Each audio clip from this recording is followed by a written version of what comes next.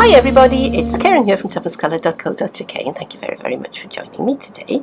Now, as I'm filming this, yesterday was a public holiday here in Great Britain and the weather was absolutely glorious. It was a lovely, warm, sunny day, and that can be unusual because the weather here can be a bit unpredictable. So, seeing as how I live at the seaside, out of my living room window I can see the beach.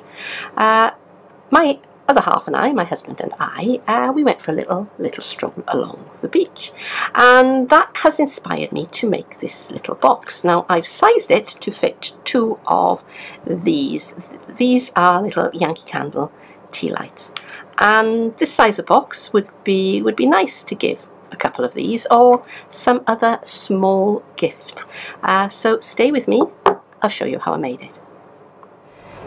This is my little Yankee candle, and I'm going to put two of these in the finished box, and this kind is called Coastal Living, and look how well it matches the mint macaron card. Isn't that perfect? So I'm going to cut this card down to 3 3/4 by 7.5 inches. And for die cutting and stamping on, I've got some Sahara sand, I've got a scrap of pumpkin pie, and I've got some crumb cake. I'm going to use powder pink and soft suede inks. I have the Pinewood Planks dynamic embossing folder. Linen thread. This was one of the first things that I bought when I found Stampin' Up, and what I've done is I've put some glue on my fingers and I've just rubbed along the end there, so that now has a nice sharp point, and that will come to help me when I come to thread my thread through. I'm going to stamp using Sea of Textures, and I'm going to be die cutting using the Under the Sea Thinlits, and I've also got my trusty classic label punch. On the long side of the card, I'm going to score it at 1 3/4, 3.5, 5 1/4, and 7 inches. And I'm also going to make a mark at 7/8 of an inch, 2 5/8 of an inch, 4 3/8 of an inch, there, and 6 1/8 of an inch. Right.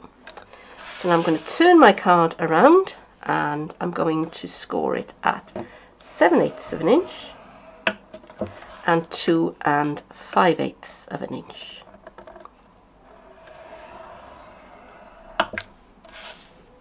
I'm going to hang on to my stylus, and I'm going to score between those marks that I made along that edge and the points where my vertical line crosses my horizontal.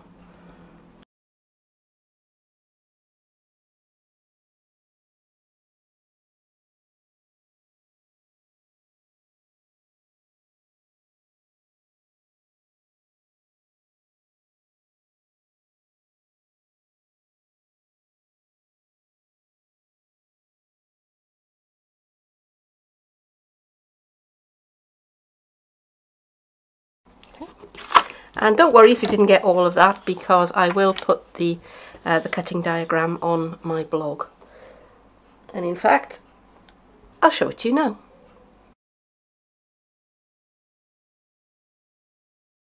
Okay, so now I'm going to do some snipping along the bottom here.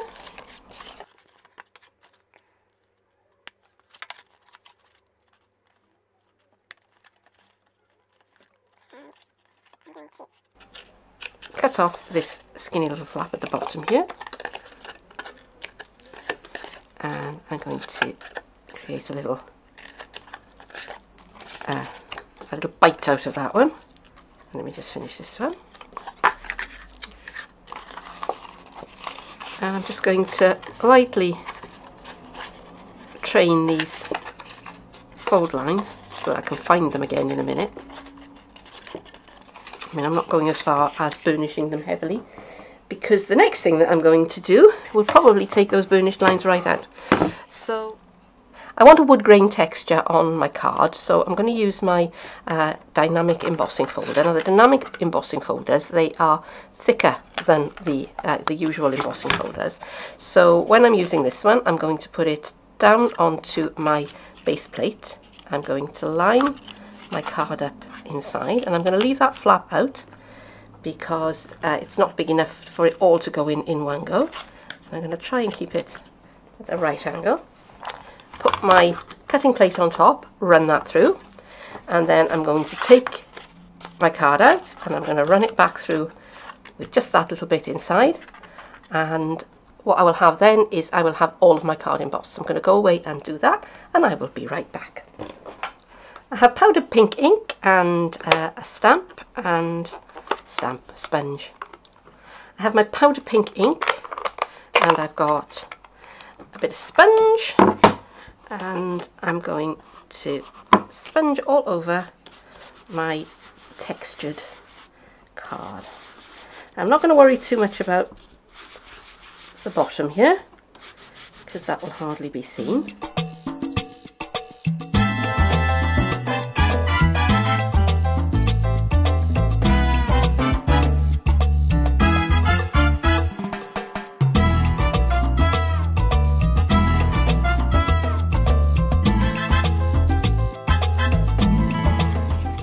I've got my tear and tape, and I'm just going to put some along this flap here.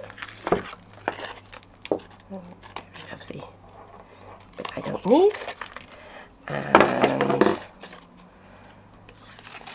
let me see, so this is going to be the front.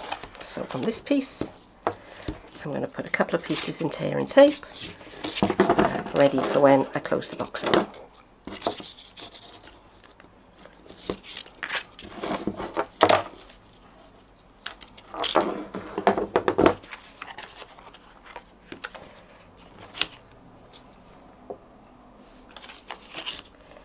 I'm just taking the backing off the tape,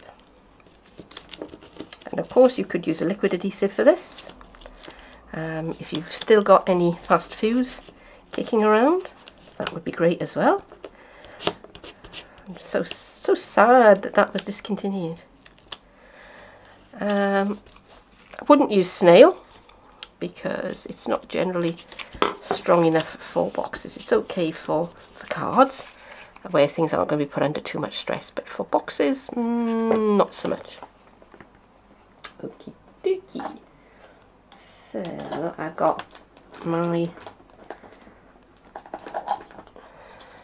teeny tiny handheld hole punch, so 1/16 of an inch punch, and I'm just going to punch a hole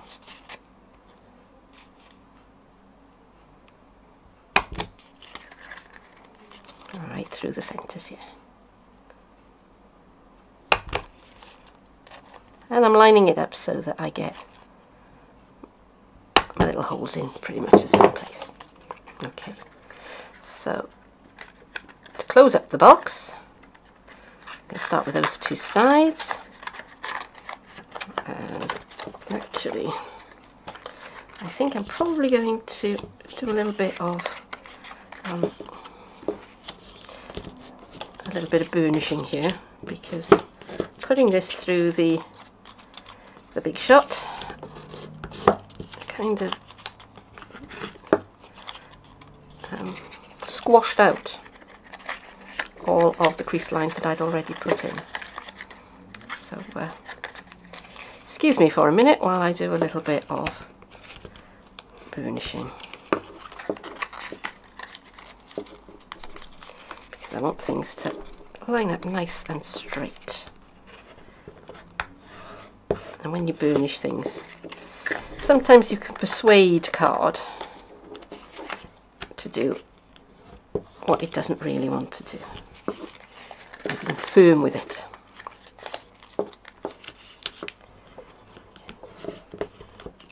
Yep. we are, that's better.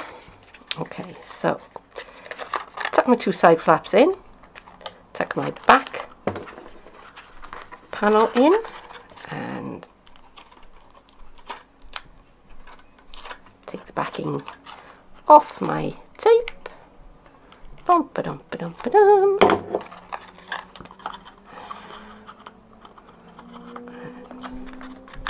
Keep that square. Press it down. And there you go. There's my box. I've been over to the Big Shot and I've cut 3, 2, 1. That one's upside down. Okay. I've been over to the Big Shot and I've cut out these shapes, and I've got some soft suede ink on a sponge, and I'm just going to spend a bit of time just sponging these.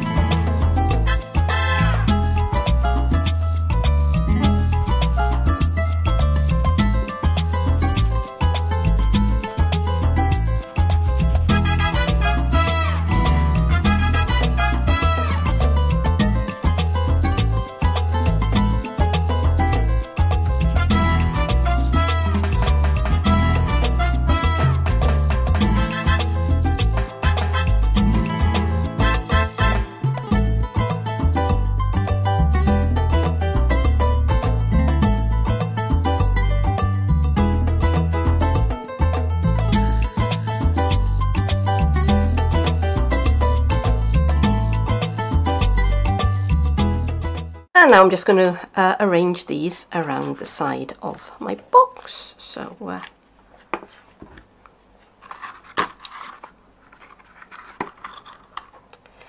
and now I'm just going to arrange my die cuts around the side of my box.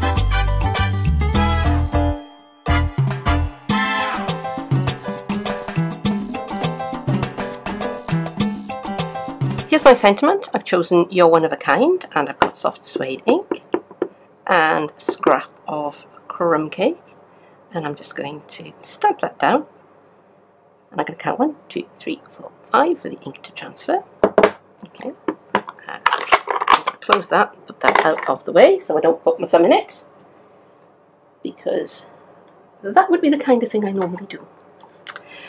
I've got my classic label punch, and I'm going to line up, and I'm gonna, which end shall I put it on? Yeah, I think around about there.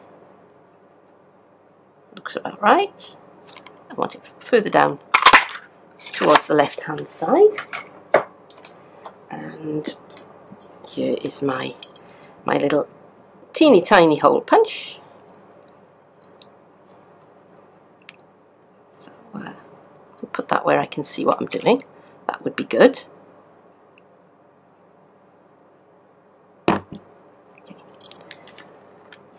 Okay.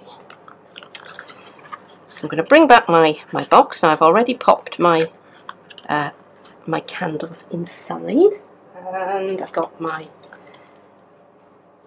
linen thread, so I'm going to pull off a good length of that, more than I think I'm going to need. So I can always cut a bit away, but it's not always that easy to just stick it back on again. So I'm going to thread the cord onto the label, and now I'm going to thread it through holes in the box, just like this, just like sewing.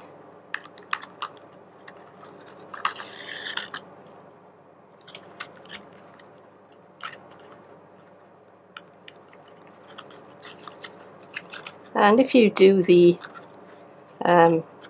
stiffening the end of the thread trick, it'll do two things for you. One, it will stop the thread from unraveling, which isn't a big deal in this particular case because I'm kind of going for a rather rustic effect.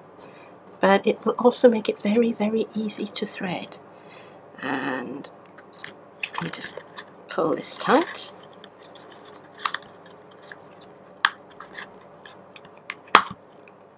Not too tight because I don't want it to pull through the holes in the top of the box, which I think it might have done. But, it's still holding, so I'm not going to panic. And just trim away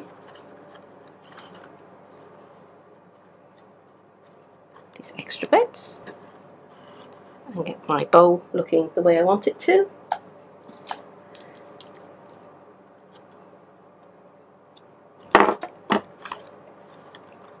And there it is. And there it is. There's the finished box. So that's it for today. Thank you for staying with me to the end. Hope you've enjoyed this video, and if so, then don't forget to click that like button. But I will see you again soon. Bye bye.